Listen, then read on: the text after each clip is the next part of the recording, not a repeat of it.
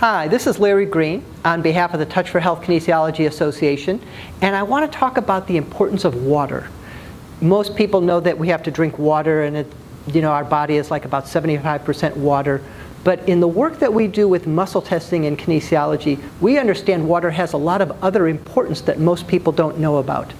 For one thing, if you're going to do muscle testing, you have to make sure the system is well hydrated.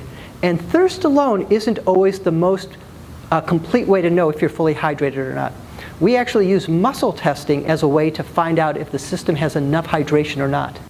If you have a dog or cat, if you take your dog or cat to the vet, one of the ways a veterinarian has of telling if your animal is well hydrated is they'll tug on the skin. And they want to check the skin turgidity to see if it stays up or if it springs back. It's supposed to spring back.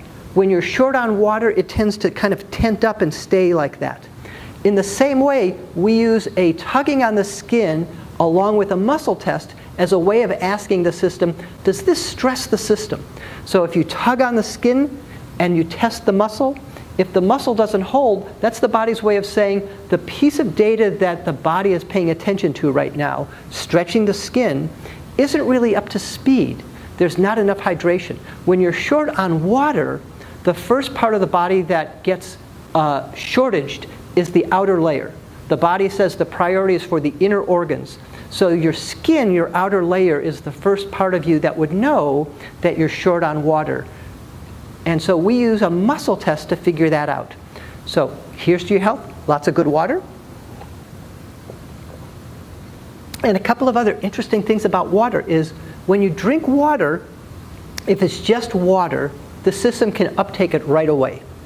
If you drink sodas or juices or other things like that, the body has to treat those things, even though they're mostly water, like food. They require assimilation, digestion, they have to be broken down. So pure water actually is one of the best things you can drink. And when I teach classes, I like to talk to students about a couple of books written by a medical doctor. His name is Dr. Batman Glitch, and he was from Iran. And during the Iranian Revolution, he was thrown in jail because he didn't agree with all of the far extreme views of the government at the time. And as a medical doctor, he was trying to help the other people in jail, but he had no medicine. The only thing he had was water. And he discovered that water could do a lot of things that he had never learned about in medical school. And he's written a couple of really great books about it. One is called You're Not Sick, You're Thirsty. And the other is Your Body's Many Cries for Water. And these are both really great books. They're very accessible. They're written for lay people. They're not very long. But if you really want an in-depth understanding of the very many things that water can do, and its really underrated importance in our health, those would be great resources. So here's to your health.